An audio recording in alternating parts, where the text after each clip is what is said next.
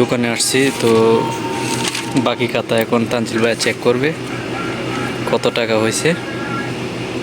তো তানজিল ভাই হিসাব করে বলবে আর কি কত টাকা এক মাসে বাকি খাইছি। তো আজকে এখন তানজিল ভাই হিসাব করতেছে, হিসাব করেন কত হইতে পারে, 200-300? হ্যাঁ 400 টাকা হয়ে যাবো গা। তানজিল ভাই বলতেছে 400 টাকার মতো হইব বাকি। তো দেখা যাক কি হয়। বাকি এক মাসের বাকি খাতা এটা।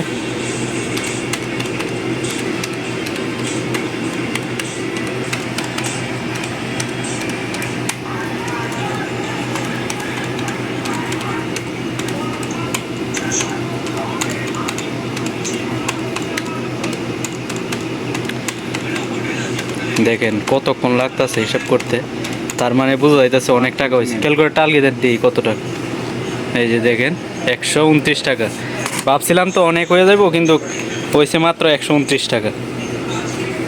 ভাবছিলাম যে 200 ছাড়া যাইব, যাই হোক 129 টাকা হয়েছে। তানজিল ভাই বলতেছে, তানজিল ভাই তাহলে পুরোটা পেড করে দিতে হইব নাকি? হ্যাঁ তানজিল ভাই এক্সট্রা বলেন আপনি কিছু। এক্সট্রা জমা দেন। এক্সট্রা কত দিতে হইব? 29 রিয়াল। 129 রিয়াল হয়েছে, তাহলে আমি 29 রিয়াল দিই, বাকিটা সামনে মাসে দিয়েন নাকি? তানজিল ভাই মানতেছে না বুঝছেন।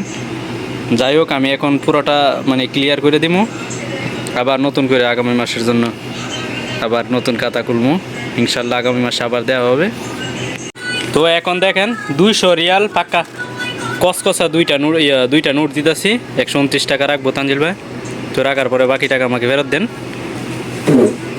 আর ফেরত হইব না, শেষ। বলতে স্যার ফেরত দিব না, দিয়ে দেন টাকা টুকা নাই আমার কাছে, এই মাস আমার চলতে হইব, আবার আপনার কাছে আবার বাকি খাইতে হইব সব এই সময় বেশি। ইনশাল্লাহ করমু, সময় হইলেই করমু। দেখেন একবারে পুরাই আমার মানি ব্যাগটা খালি করে দিচ্ছি, মানি ব্যাগটাই পুরা খালি করে দিচ্ছি। এই 500 মানি ব্যাগ যাইব গিয়া গেল, পুরা মানি ব্যাগ খালি দেখছেন।